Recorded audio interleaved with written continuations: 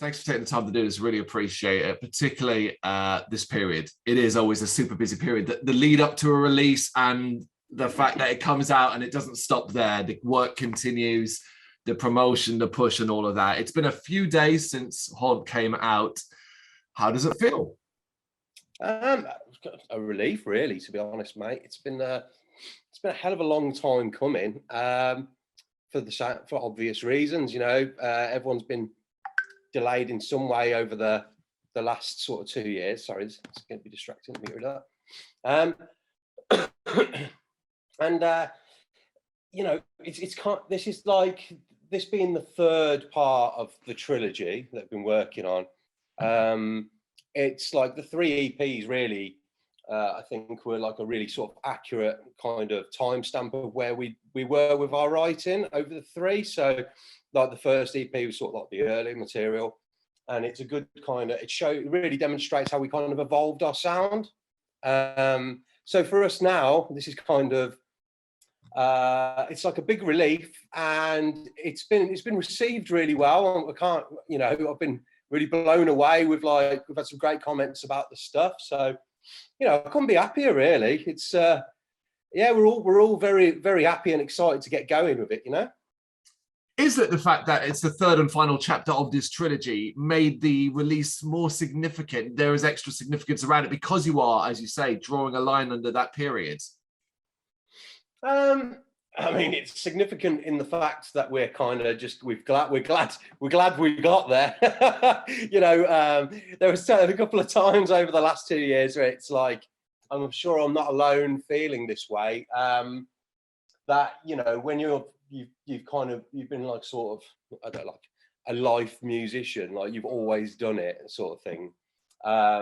Sort of having that taken away from you for a period of time, you almost like grieving the process, because it's something that you've always known, and something that you've always kind of accepted as part of your life, and you used it as a vessel to sort of channel inspiration, emotions, whatever. And you've got a tight team of guys that we've been in a band together a long time, and we've put a lot of work into this, and I think that's the big thing. It's like, it's just a huge sigh of relief, and the songs really, I'm pleased to say that I think they still stand up. They were written a long time ago, so I'm kind of glad. Yeah, that's always a fascinating discussion to have over this period of time, these last couple of years, about music that's been delayed and held back, and the freshness that it has in the artist's ears. If you wrote it so many years ago and it should have already been out however long ago, when you then reach this period and you've got to go and do your promoting and you've got to go and push this EP out, did you feel the same sense of excitement as we got to Friday? I did actually. I didn't think there was a time during, it's been so long, there's been times where I've thought, how am I going to feel about this? Yeah. But then when it's been long enough, because we've been writing, we haven't been slacking, like we've still been writing loads of stuff, which is exciting as well.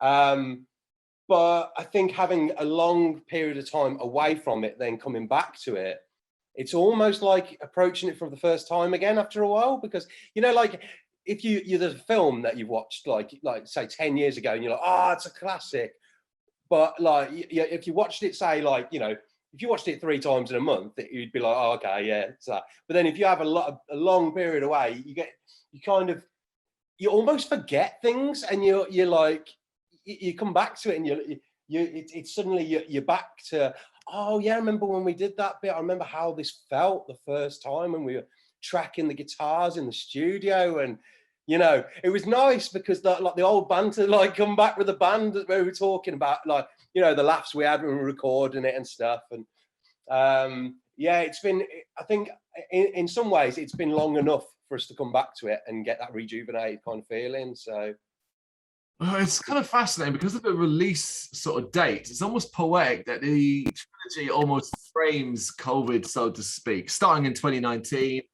and ending in 2022. How much has the COVID period shaped Haunt specifically? As in the shape, the music of it. Yeah. You know what? It hasn't. It was written before. It was written before, but it's the same old problems. Do you know what I mean? It approaches the same old problems that keep cropping up in our world, in the news and society. It's the same old shit coming back round, taking different ugly forms. Which is why I'm pleased that when I listen to it, I'm like, oh, some of these narratives, like, because when you're talking to press and stuff, obviously you've got to talk about what the lyrics are about, what the song's about, and like, you know, I'm writing about what I originally, trying my best to remember what they're originally about, and then you're like, God, some of these narratives are still, you know, are still appropriate now. So, I mean, for instance, that was when I wrote that. It was the whole Syria thing, you know, and there was all the chemical weapons going on in Syria, and there was just, you know, just so much ugliness going on at that point. And then it just, I don't know, it's just come out now, and it's like, it was, you know, it was never an intentional thing, but obviously the Russia-Ukraine thing coming now, and the timing was just really strange, you know, and it just felt appropriate in that sense as well, because it's a similar message, you know. Yeah, I mean, it's timeless subjects almost to a certain degree, because we would really love to not have war and these issues that we have going on in the world, but ultimately that is what always seems to happen. But you must have been conscious that regardless of you being aware when you wrote it, and if that detail is not for the Spotify listener or the Apple Music listener, that there might be an association with COVID purely because obviously it's that period. Were you conscious of that? And do you kind of want to express the fact that it's not COVID based? I mean, it's not. It's really not COVID based. There are links to things that were involved in COVID, obviously. In a 2 a.m. conversation, I've been known to get. I can chat someone's ear off about how I don't like AI and all this kind of stuff, you know, and encroaching on our freedoms and that kind of thing. I say 2 a.m. I'm not a regular at that. I'm just. But you know, it's like I think these things have evolved as over that period of time, and it's mad, really, like looking back at it now, because you know it's still prevalent. You know, there are still some crazy things happening in the world regarding, you know, shifts in power, changes in like data, for instance, shifts in in the world banking system, and how we're looking at digital currencies, and how we're looking at all these different societal shifts now. So yeah, I think it would be easy for someone to look at it and go, oh, okay, I can relate to that being COVID. I can see that. You know, I can see that. I think it's just because of the bigger picture more than anything else. When something's dominated your life, the entire world for like 3 bloody years, it feels like the actual COVID aspect is now just part of a smaller picture when everything else that's gone on around it. But on a more personal thing then, about Creature overall during this period, you and I were both in the UK, so we know the trials and tribulations that we've gone through in this country. Both personally and professionally, you know, you're talking on a personal level, but you're also talking about what you said yourself about the band, the lack of live music and all that. How have you guys as a group coped? And do you think you're in a stronger place now where we are in 2022? I think we've probably coped as well, just about as well as anybody, really. It's for me personally, it was quite a roller coaster. And I think everyone thought it was a bit of a roller coaster, you know. Some days you're just like, oh bloody hell, just going stir crazy. I want to go and do the norm, you know. But then in the back of your mind, you're thinking there are people who are suffering a lot more than me, you know. So you know, there was a lot of difficulty with people. I mean, obviously the NHS comes to mind, and carers, people who are visiting, you know, the sick. You know, my mum's friend, unfortunately, she didn't pass away from COVID, but she passed away during it, and my mum couldn't go in to visit her, and it was heartbreaking for her, you know. And I think a lot of people had those scenarios, you know. Regarding the music side, we just kind of tried to keep going as much as possible, writing wise. So, you know, been writing for an album, demoing. You know, it's funny because, you know, I've got demos for an album which we wrote like nearly 2 years ago. You know, we're quite ahead with our writing, you know, in a sense. But I think the main thing really was just not losing, like, because we knew we couldn't gig, right? Yeah. Being totally honest with you, we decided that we weren't going to release Haunt during COVID. Some bands did very well and capitalized on during that time. I say capitalized, it sounds a bit cynical. I didn't mean it like that. But, you know, some people did very well releasing during that time. But because we did the Hound tour, and then it all kind of fell apart, and we couldn't gig. And for us, really, the live side of things is the big thing. You know, we really enjoy that, and we're kind of old school, like in that way that, you know, I'd rather be on a stage playing to people than looking down at cameras, you know. And I don't think it translates. It doesn't always translate particularly well that way in the genre of music we do, unless you've got like a decent budget and a lighting show and that kind of thing. Like Code Orange did quite an impressive performance during COVID, and there was a few of us I saw Mike Patton do something as well, which was kind of cool. Mr. Bungle stuff, that was cool.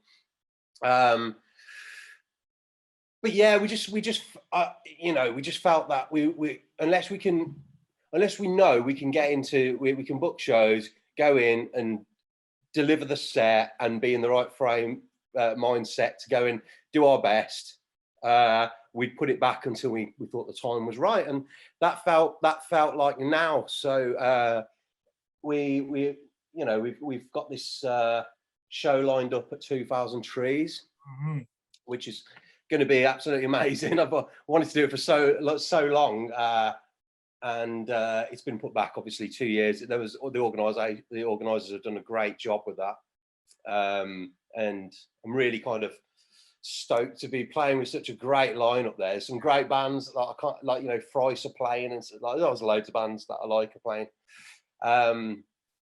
So that's going to be incredible. We've got a release show. We've got some more shows that are coming through that haven't been announced yet. So we've got of course. Yeah. But yeah, it's starting to feel exciting. It's feeling exciting. I'm so sorry, I've waffled on. I can't remember what the question was. Sorry, man. I love nothing more than talking with someone who, as you put it, waffles on, because it's a conversation. I don't just want to be throwing questions at you and then you just give me one-word answers. You pretty much. No, cool. The biggest thing I kind of tying into that is, you mentioned it there about the, you know, not deciding not to play live because the situation wasn't allowing in this country. We had a very stop-start thing going on, call it a roller coaster, where there were periods where it looked like things would be okay. There were brief periods where restricted gigs, seated and stuff like that were going on. Did any of that ever cross your minds? No. No. Like, sitting down at a metal gig, I mean, unless you obviously, I've sat down at metal gigs. I've seen metal gigs. I've seen, like, you know, Sabbath and Purple and people like Rainbow and stuff like that, and sat down and, like, you know, I've ended up stood up, but, you know, I just, you know, we play some pretty gnarly, like, filthy stuff that just being sat down or be on one of them little sad little platforms at a festival just looks, it's just shit. It's about to me, you're at a gig because you can, it's a communal thing. You're all together having a good time, and it feels like it's being hindered somewhat when there's been like so many rules imposed on the audience, and that just, to be honest, that just be like, excuse the term, but be a proper boner killer on stage. Like, you know, I just be up there just going, this is so lame. I can't encourage it. I see why people did it, but I just don't want it to be the future. Do you know what I mean? it seemed like it was such a brief thing, because it seemed like, all right, you guys, venues can try this, and then no venue could actually bloody open because they couldn't afford it when you were, what, 1/4 full. Those poor venues, man. Yeah, yeah. It It's sucks, actually man. surprising. I don't know how you are, around where you are, but like more seem to have survived to this point than I expected. Not that like, you know, it's still a pretty scene out there, but it didn't turn out to be as horrifying as it was at one stage. We've it's mad actually. One of the venues that closed down by us actually reopened after COVID. So they closed down before COVID and then opened after COVID. So I don't think they had any sort of foresight there, but they've come back, and that's where we're doing our release show, the Flapper and Firkin in Birmingham. It's one of my favourite venues in Birmingham. So that's I think it is my favourite actually. Yeah, it's my most played venue in Birmingham by a long stretch. I reckon I've played there over the years. I reckon I've played there about 30 times in different bands. So. So take you back to the start of the trilogy then. Hexwood Hound, Following, and obviously now Haunt. How much from your memory that you originally envisioned with this trilogy exists now that they're all available? So that once more, sorry. So with the full trilogy being complete, how much of what you initially envisioned it to be like, how it to sound like, and how it would be a collection, so to speak, the trilogy, how much of that still exists now for you? Oh, I think it's better. I really do think it's better than we initially envisioned, which is so, I mean, for me, that's so rare, because the amount of times I've recorded something and then I got it back, and then a couple of weeks later, I'm just pulling it apart again because something's wrong. And I'm like, oh shit, that didn't go well. Like, whereas when we worked with Steve Sears, who's familiar with his back catalogue of work, he's done some incredible stuff, and his ear is just outstanding, and he's very musically minded, very gifted, and we worked well together. You know, we had a good time in the studio. It was a hard graft, but essentially we came away with something that really stands up to our expectations. And getting Luke involved as well, old friend of mine, Luke Priest, to do the artwork. Oh yeah.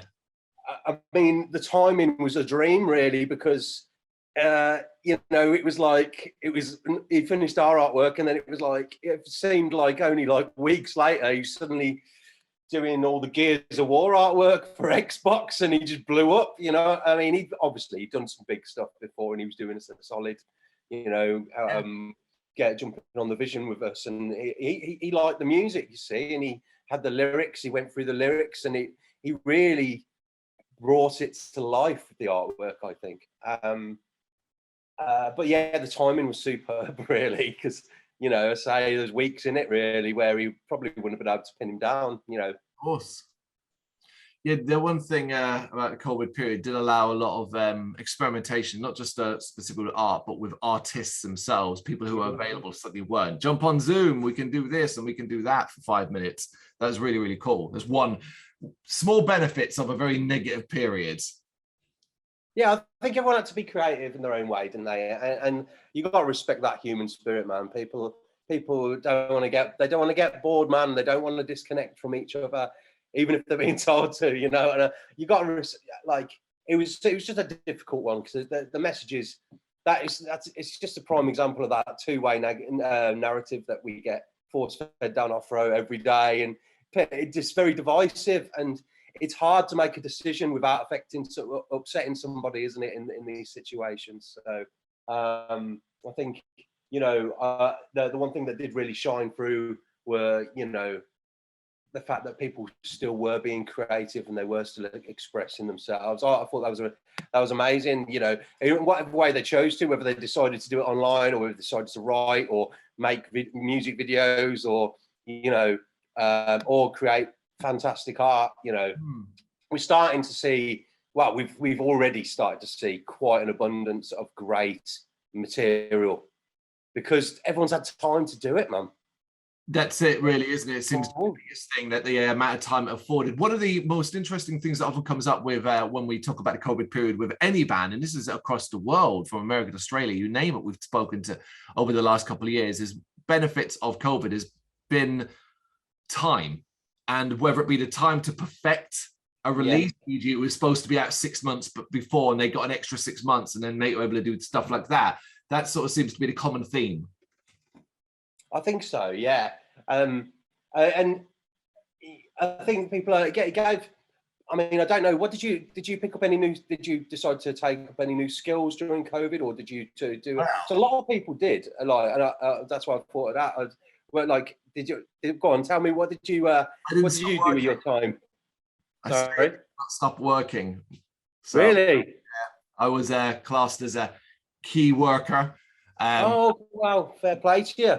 My shifts carried on, my work continued, and I do shift works, nights, earlys, lates, and all of that. So my time wasn't quite as free as it was for a lot of people. I had a little bit. Did you not get any furlough or anything then? No, I work for Transport for London. So like, we're public body. Oh, good on you. So, yeah, I mean, that's, I imagine that can't have been the easiest period for you, because it's obviously it's so up in the air with everything, wasn't it? I mean, I don't know about you, but the first time COVID was mentioned, I felt like I was in some sort of like apocalyptic film, going to the supermarket, just wrapping up for like gloves, and you know what I mean, because we didn't know what was going on. I'll tell you a secret. I may not leave this part in. I don't know. It's a secret, but I'm a very early adopter of COVID. I got it very, very early on, before it became a big thing, and way before vaccines and all of that. So yeah, before it became on trend. Sorry. Yeah, basically before it became mainstream. Yeah. I liked them before they sold out. Yeah. Yeah, absolutely. Yeah. So like when it kind of properly kicked in, I was a little less fearful, if that was the case. Yeah. Fair play. Yeah, I mean, you didn't. Yeah, I take it you didn't get it too bad though, fortunately. No, yeah. I mean, it was a bad flu for me. I knocked me out of action for about 2 weeks. Oh right, okay, yeah. I didn't get it until about 2 months ago or something. And I had it for like, it felt like I just saw the week out. I don't know how I just dodged it somehow. Especially like I do some lecturing at a college for big shout out in Birmingham, and get some brownie points in there. Obviously you're in air conditioned rooms and germs are getting passed through the building, and I think I caught it. Might have caught it there. I'm not going to point any fingers, but it wasn't. It was kind of. I think it was like 48 hours of feeling pretty rot. Yeah. And I was all right. Not too. But it was like over the next sort of week, it just kind of phased out, fortunately. But yeah, I mean, it's been an interesting ride, man. Now it's been a very interesting ride. I'm excited that we can start doing some festivals again now. We start doing some shows again. I'm excited that new music's coming out. I'm excited that new movies are finally dropping again, and it's pretty cool, man. Do you I take it with the podcast title, you are partial to some zombie films? Yeah, it's inspired the title. It's the brain. Have you seen that grim one, The Sadness, yet? I watched it last week. Yeah. Oh good lord! It's quite a gory one. It's quite a gory. It is a smidge, isn't it? It's a little bit. It's not one for the family. No, you play it. You won't put it on instead of Ratatouille at Christmas, would you? It was good. Like, the thing is, it was like excessive gore, but at the same time, I felt like it worked. Like I don't know how you felt, but I did. I found it quite. I actually did find it quite disturbing. I find like horrors tedious a lot of the time. But there's something about it. It was the eyes, I think, just wigged me out a bit. The black eyes. I think it's a personal thing as well. Like some with horror, it's like I can stomach everything, almost everything, except for two specific things. One of them is body horror, So if you've ever seen something like Cabin Fever, where flesh-eating things attack your body, like that bothers me. It bugs me. And the other one is sexualized violence, like super sexualized violence. Like, and the sadness, what has elements of that in it, and that always leaves me a little bit uncomfortable, you know? Yeah, that was, oh God, yeah, the wheelchair bit. Oh dear. Oh well. Yeah, so that one's burned in now. With me, it's like it's eyes and teeth, man. Oh, anything going in an eye or tough. Oh no, man, just like can't deal with it. It's rough. But yeah, I thought overall it was all right. I thought it was a pretty decent film, all in all. To be fair, I quite enjoyed it. That's it. Yeah, you know what? I agree with you that I thought it was a decent film as well. But the problem for me was everyone was telling me it was the best zombie film like for years, and I watched it and went, yeah, it was good. Don't quite see where that's coming from, but I think it's more of the shock value than anything else. I think if you kind of let it, like if you asked me directly afterwards, I've been like, oh my God. A day later, you know, when it sits in your mind and you think about it a bit, you're like, okay, no, I didn't really like that bit. I didn't like this bit. I didn't like that bit, and so on. That sort of thing happens. Yeah, I mean, for me, like, it's not strictly a zombie film, but 28 Days Later is still probably one of my favourite films in that kind of field. Yeah, I mean, yeah, that whole is it a zombie thing, whatever. For me, like, it falls into that category. It's a great, absolutely great movie. The last, I don't know if you've seen it, so I'll recommend it to you. But the last, what I consider is to be the best zombie movie I've seen since like the 80s is a movie called The Night Eats the World. Okay, no, I've not seen that. Okay, cool. I'm going to make a note of that. Right now. I think it's like an Amazon or something like that at the moment. But that's one I would thoroughly recommend. Okay, nice one. Appreciate that. I will have a look at that for sure. There's a new one I saw one of my friends talking about the other day called, is it He or Him or something? Okay. It's just come out. It sounds quite dark, but it's not a zombie film, but it's a horror-ish kind of thing, I believe. Isn't it the same guy who did the oh God, my brain's gone now. What's the one, Ex Machina? Is that film? Ex Machina? I think it is. With the kind of it's like the sort of cyborgy type film. Cyborg. Yeah, I think I can I've got vague recollections of it. I think it's the same director or producer. Okay. That makes sense. So what was it? Sorry, what was it called? It Eats the Night or something? The Night Eats the World. Night Eats the World, sorry. Right, the Night it's a translation from a French, because it's a French novel then made into a movie, but it's not in French, it's in English. Okay, cool. Oh, I will definitely give that a look. I hope you like it. Yeah, did you go to download at all this weekend? No, I was working. My wife did, and I'm not really too hot on download. Not because of lineup, more because of the actual size of the festival and stuff like that. I tend to, if I go only for days these days, but I was working all weekend. My wife went with some friends, and I ended up feeling quite jealous, you know, because of the warm weather and everyone's in the field and having a good time. Every time I don't go, it's sunny. It's so annoying. Yeah. Like it literally drowned at the last few that I went to. Yeah. I remember being stood at download, watching someone like, I think it was like Aussie on the Saturday or something, and I looked down and there was a half pint glass. So it's a pint glass half full, floating past me. Oh man! I was like, That the year it got nicknamed Drownload, because there was, I can't remember. Yeah, probably was. Yeah, I definitely called it Drownload that year. Yeah, I remember a lot of people called it Drownload. I remember we got there on the Friday, and I think we got there sort of like 10:30 in the morning, and by midday everything I owned was drenched. I was just like, yeah. Sorry? I feel like I'd give up if that had got so bad that early on. Did you stay the whole weekend? Oh, I did as long as I could. Yeah, we did. We soldiered through. Because I was taking, basically, I went with a lad. I went as a carer, but like I took a lad with autism And he was really, was really pumped to see a load of the bands and stuff.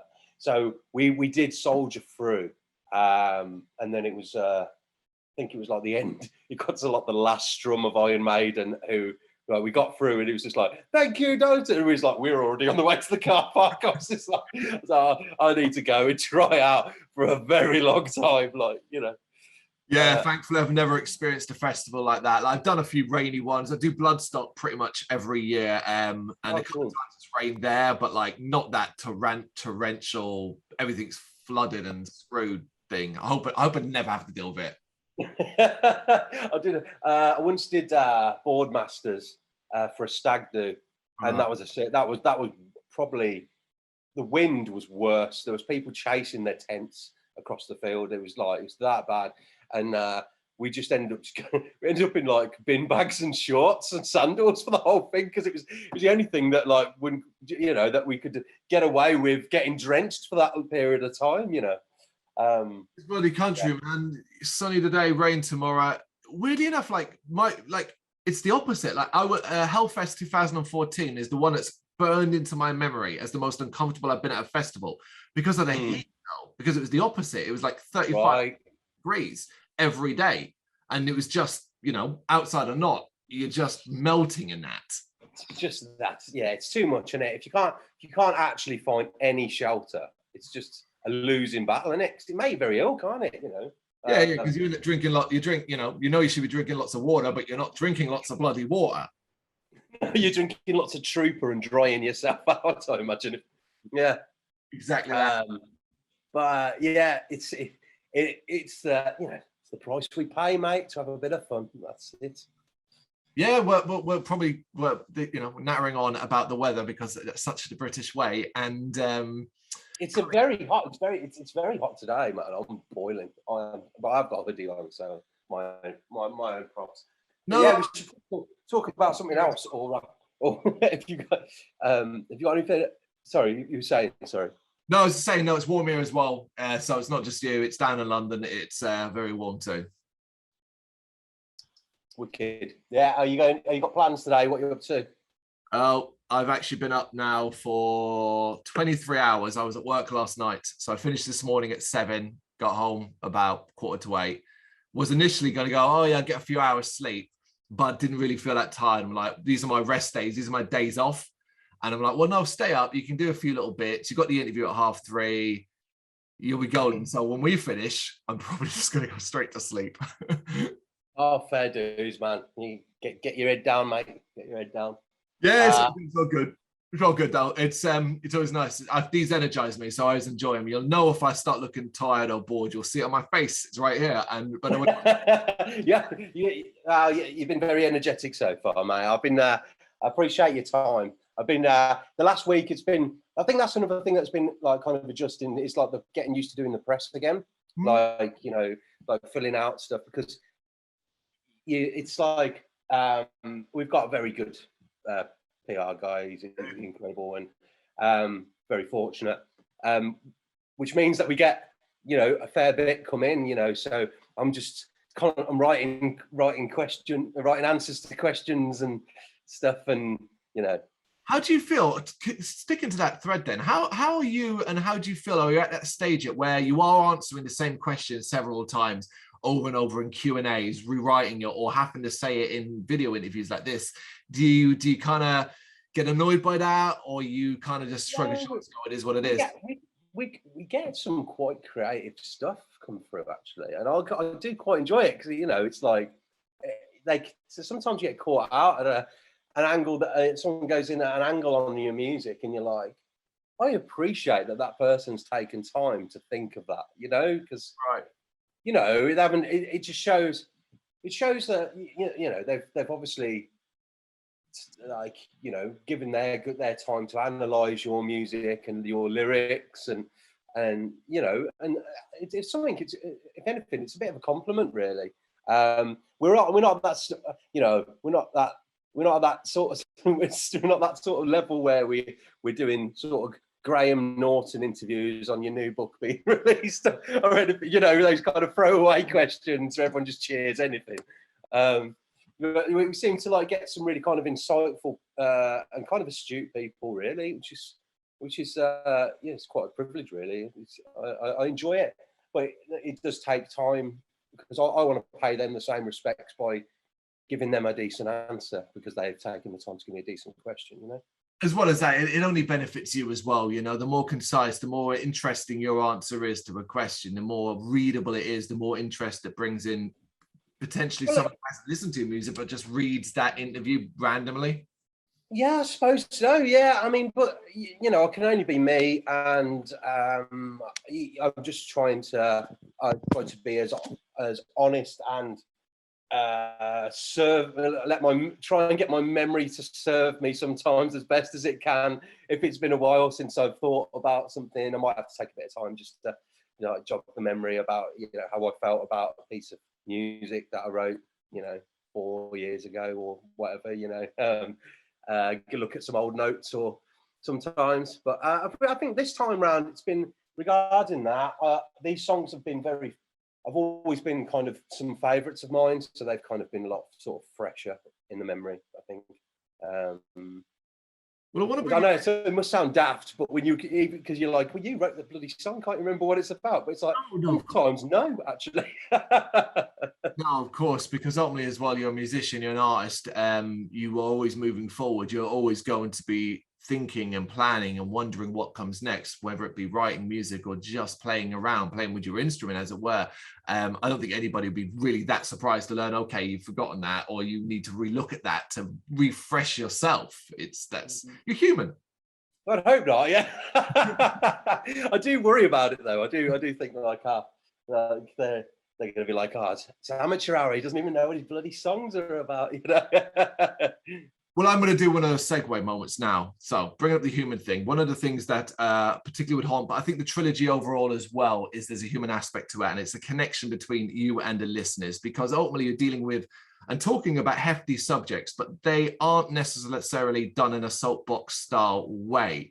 It feels like you can listen and also take what you want from it, self-discovery, understand how you want it to be understood. That shared experience between you and the listeners, how important is that to Creature overall? Well, I mean, I personally feel that like people should be allowed to take what they want from a song. I don't expect them to. I try not to. I don't want to religiously drum the meaning of my material into someone's head. But if someone does ask about it, I will be detailed and tell them the angle I come from, so they can understand why it was created that way. I think the biggest thing for us is that unity, that sort of connection with people. If a song, you know, if someone takes meaning from a song in a different light, but it helps them, great. You know, like. If you're just tapping in, if you're not even listening to the lyrics and you're just tapping into the core energy of the material and it lights something up inside you, brilliant. That's what music is. It's connectivity. It's everyone vibing off each other, and you know, everyone's sharing that kind of primal moment at a gig where everything's kicking off, or everyone's cheering, or everyone's like moshing, or whatever, you know. It's that really it's the sort of connection with those. It's that sort of basic connection is probably more important, really, I think, because that's where that unity comes from. Yeah, I actually 100% agree with that. It worries me sometimes that music in general, but maybe heavier in the rock and metal thing, gets a bit study heavy, where it's like, oh, you must read the lyrics and you must do this and you must follow this because, hey, you've got to understand the meaning of this and all that. And it's kind of like, well, no, if it makes a person feel, because that's the biggest thing of all, feeling. And that's all that really matters. If they then want to follow it along, go further with it to then, because they become a bigger fan of the band or the music and stuff like that, that's up to them. But if they're just hearing that music and it's making them feel a certain way, to me, that's like the most perfect dreamlike scenario for any artist. Yeah, look at bands like Rage Against the Machine. You know, like they've got a heavy political statement in their music, right? Whether you agree with it or not, neither here or there, they have got one. Yeah. But the energy was what made them blow up. initially, because that even just the attack of the voice, the groove of the drums, the heavy riffs, and when they dropped, because you know, I'm old enough to remember when they dropped initially, like it was fucking magic. Do you know what I mean? It was, everyone was wearing them Ford t-shirt, them Ford logos that said "fucked" on the hoodies. You remember? And sweeping the drains with the jeans. Oh, the good old days. But it was killer. Do you know what I mean? It was one of those. It was alive and it was fresh, and it was something that everyone kind of just jumped on initially. When Slipknot first came out, I saw Slipknot on their first ever tour. I was very lucky at the Civic in Wolverhampton. The sound was just absolutely appalling because half the PA kept cutting out, but the gig was fucking tits, man. And it was that one. It was really memorable, but unfortunately, for a poor lass in the audience, the DJ did a backflip off the balcony and landed on a girl in the crowd. I don't know if you remember hearing about that. And he's not the one who broke his ankles, is he? Sorry? The one where he broke his ankles? He landed on a girl in the audience doing a backflip off the balcony, and she wasn't too healthy at the end of it, I don't think. I think she recovered, but they all went into. I remember they all went into the hospital to give us some sweaty Slipknot uniforms to say, like, sorry, we landed on your head. Sorry about that. Yeah, evens. But yeah, it was like those bands that have that kind of that core energy do seem to stay with us longer. I mean, it's not just this genre. It's not just in metal or whatever. It's any genre of music at the end of the day, man. It's about like, what's your favourite non-metal gig you've ever been to? Prince. Yeah. Oh man, I never got to see him. Where was that? The O2 Arena in London. Oh, sick. Yeah. It was a birthday good venue, man. Yeah, it's a cool place. You know, don't get to go to much because our music doesn't really get in there, you know. But mind you, I mean, it's funny. It's funny you say that because one of my favourite gigs was at that same venue when I went to see Bjork. Oh, Bjork! Oh, wow! Yeah, of course. Incredible live, insane, and the visuals just insane. Never seen anything like it. Probably never, you know. And unless I go to see her, I'll probably never see it again. Do you know what I mean? It was really memorable show, you know. But that venue was good. Yeah, it was good. It's good, decent enough sound system for a stadium, I found. Yeah.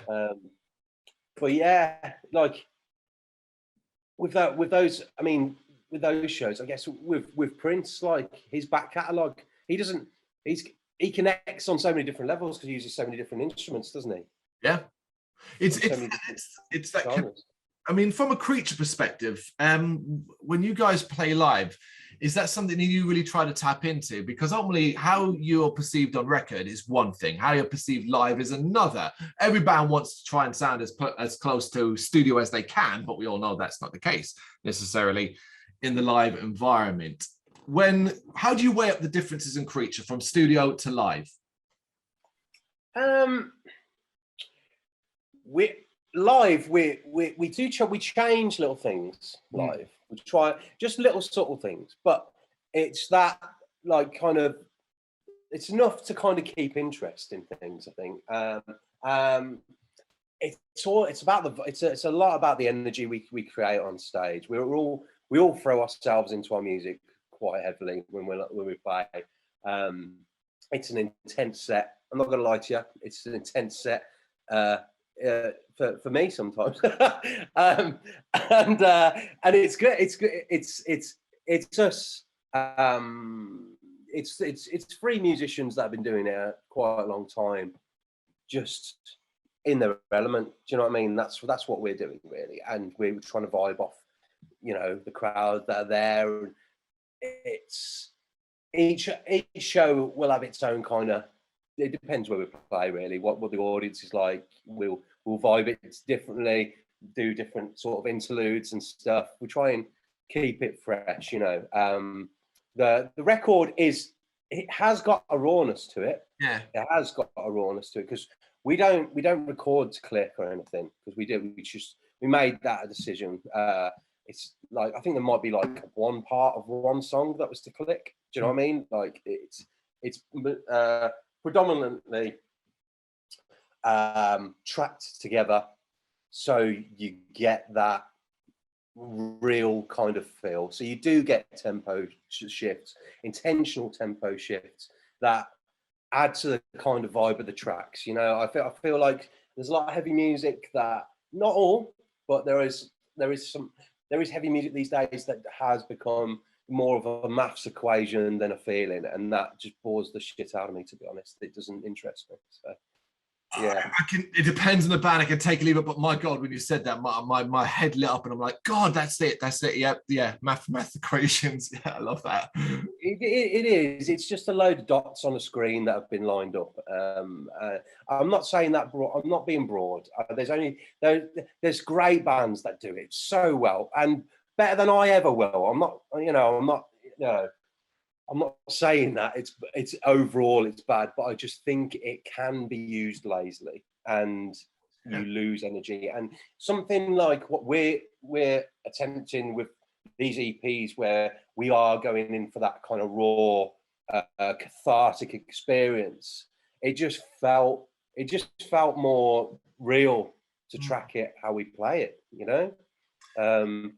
I think it really comes through as well. I think one of the most important things, obviously, when you're recording any release, is obviously the production values and stuff like that, and how you want it to sound. But it's not about whether it's overproduced, underproduced, all out bollocks. It's more about how it sounds in comparative to how it would sound if I walked into a venue tomorrow and you were playing there. Yeah, I think it was trying to capture what we do live, essentially, and then we just gave us an opportunity to review and work it and try and get the best out of it. You know, that's the big thing, really. That's what we tend to do. We tend to go in with that organic, impulsive vibe with our music, and then we come back to it and refine it. Because I think that initial spark is important. It's the most important thing.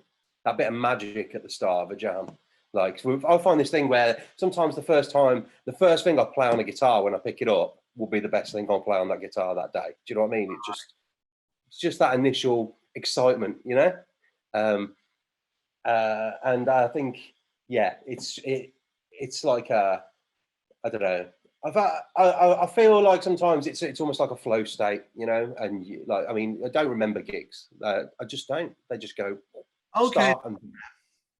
I start and they finish. I'm like, oh, I'm a little bit. I've got a little bit of butterflies, and then all of a sudden I'm like, oh, I'm knackered, and then that's it. It's gone. It must be the odd one that stands out for other reasons. What's, you know, off the top of your head, what's some of the ones that have been real highlights or real moments where you thought, damn, this is a big deal for us? What's that? Shows? Yeah, show.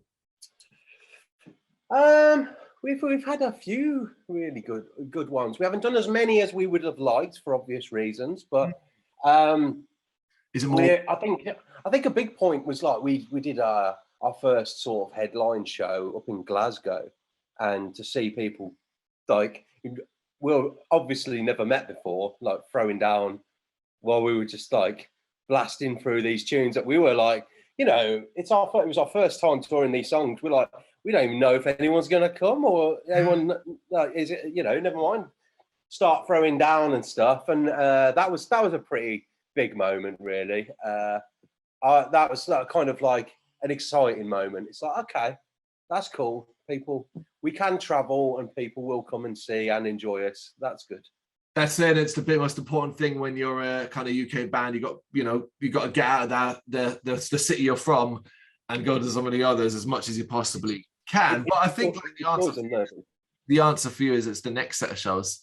It's what comes next with the shows you have lined up, as well as the festivals and stuff like that. But before we get to that, I wanted to ask you something that's I think quite relevant as well, particularly with Creature and what you've had to do over the COVID period and how you've adapted and stuff like that. How do you think Creature's in a good place as a group and individually to understand what being in a band in modern times entails? So I'm talking about stat watching. I'm talking about social media. I'm talking about having to always be online and dealing with all of that and the demand that comes with that. Is that something you think you've got a handle on? I do. We're very good in that way because we've naturally kind of developed roles within the band. So our drummer is very good at Tom. He takes care of a lot of the kind of Spotify side, stats, sales, that kind. He's just got that kind of brain for it. He's very good at it. A bit nerdy at times, but he's great.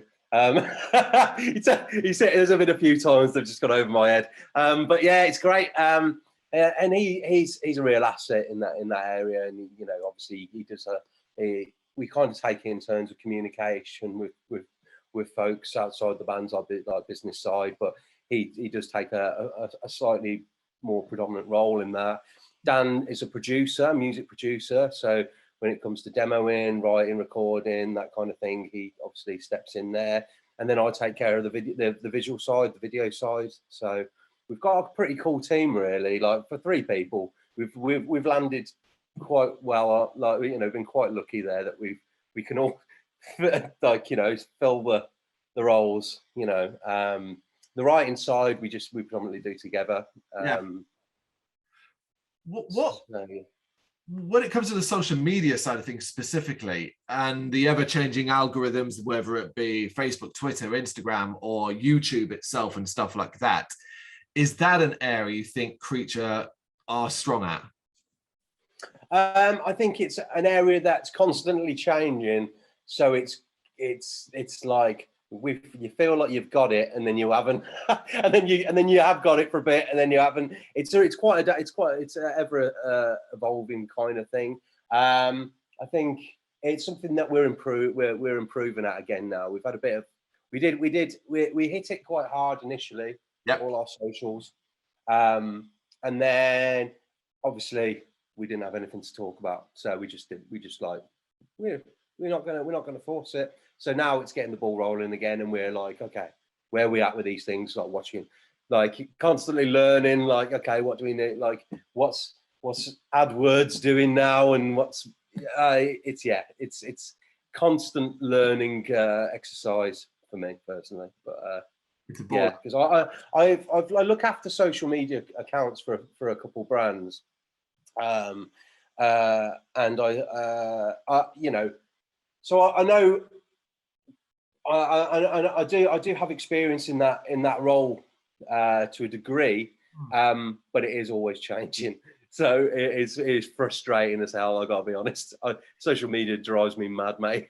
Yeah, it's an ever-evolving thing. Oh my God, you're my second interview now. That's 2 interviews in a row where the person I've spoken to has had a bit more experience with this side of things. So this question gets thrown at everyone because everybody's got a different answer in some way about how their band handles it, how they personally handle it, because it is ever changing. So it's always interesting to get it. But you and another band last week kind of had a bit more experience with it. So that brings me to this important part though. Do you enjoy it? Social media? The social media part of the band. Depends who I'm doing it for and what day. Yeah, yes and no. I do enjoy it when I've got campaigns and I'm working on things in that way. So using social media like casually, I don't really. I've gone off it. I've got to be honest.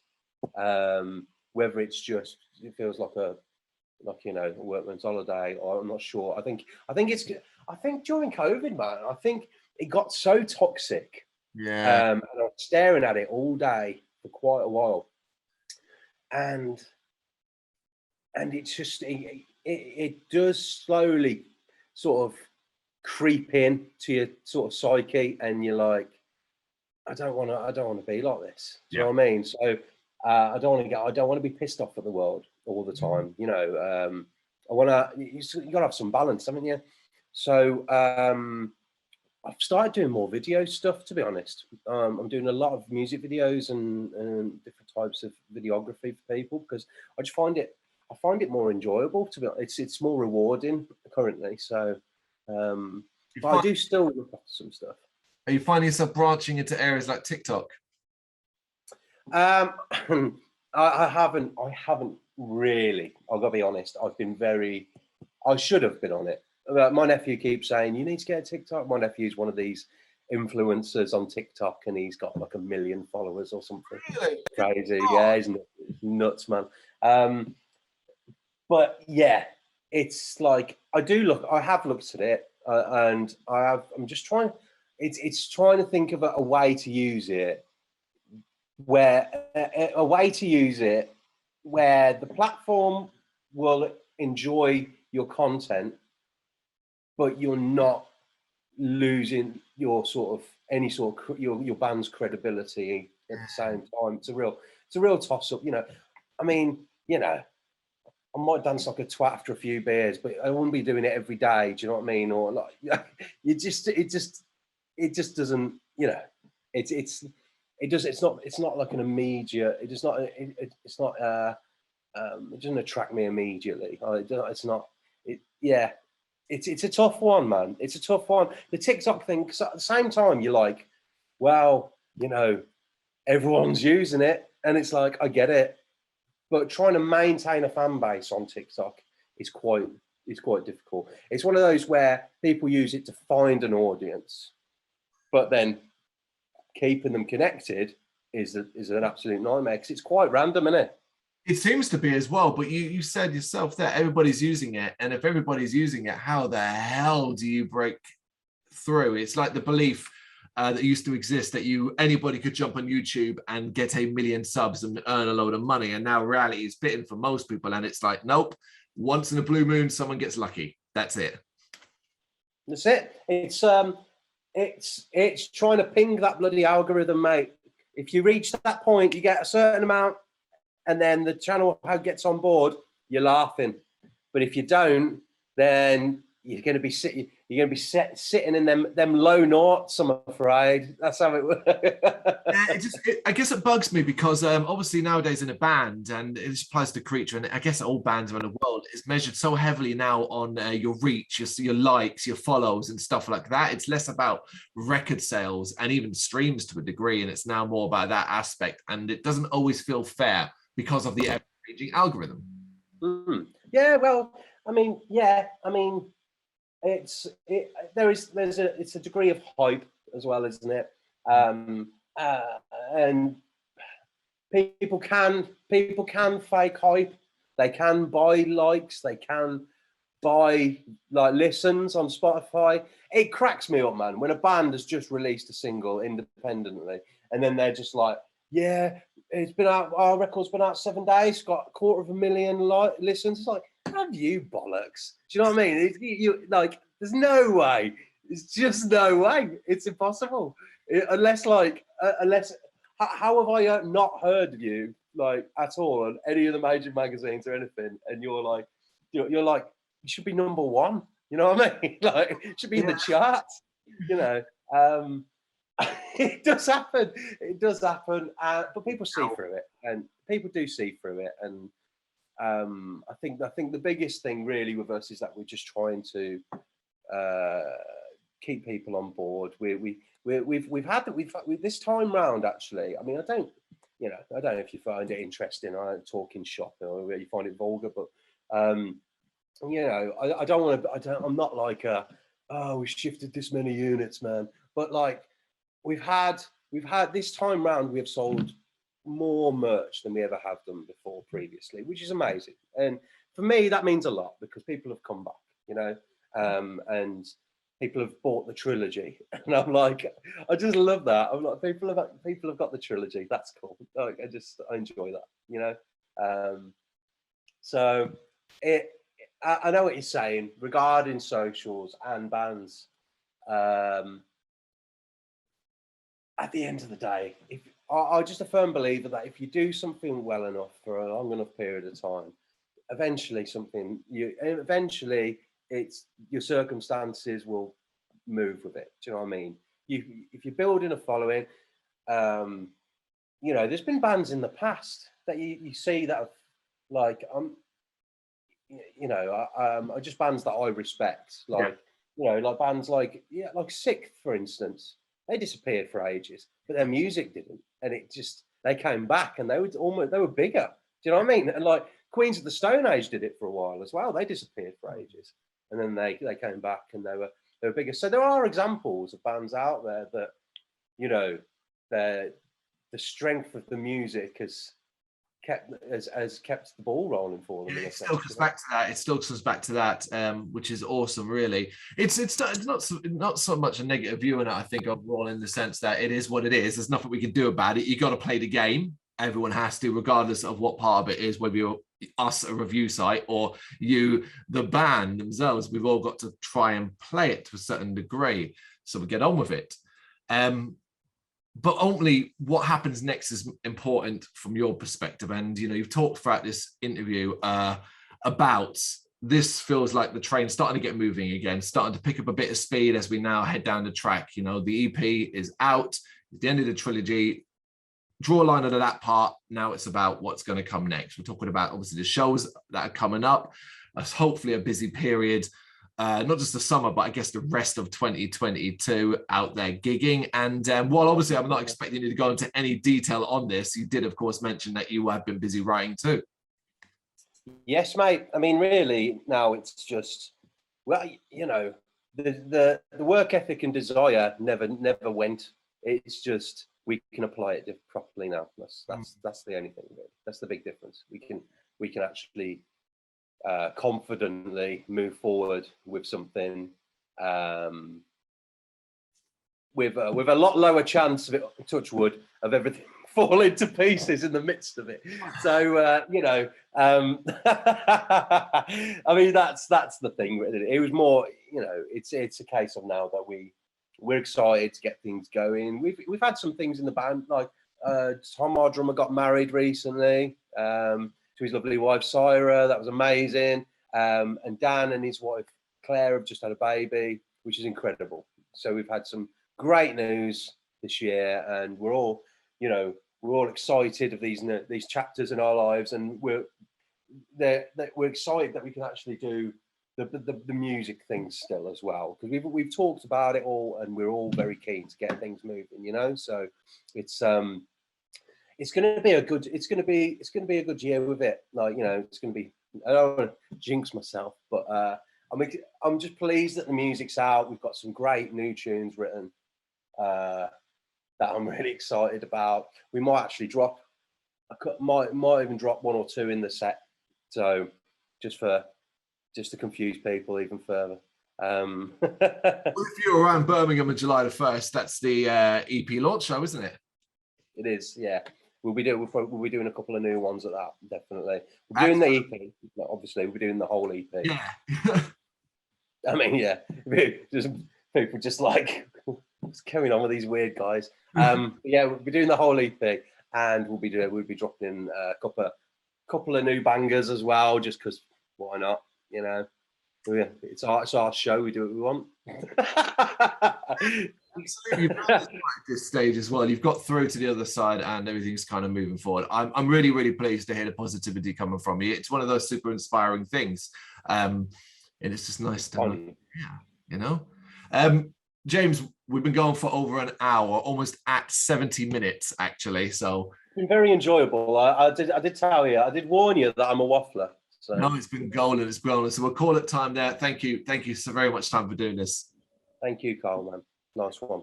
Thank you very much for watching. You can check us out on gbhbl.com, as well as on Facebook, Instagram, Twitter and Tumblr. Go to Patreon to help us out over there. That's patreon.com/gbhbl, as well as Big Cartel, where you can find some of our merchandise. We have a podcast running on SoundCloud and Apple Podcasts. And of course, if you like this video, do us a favour, hit the subscribe button and help the channel grow. Games, horror and heavy metal. What else is life for?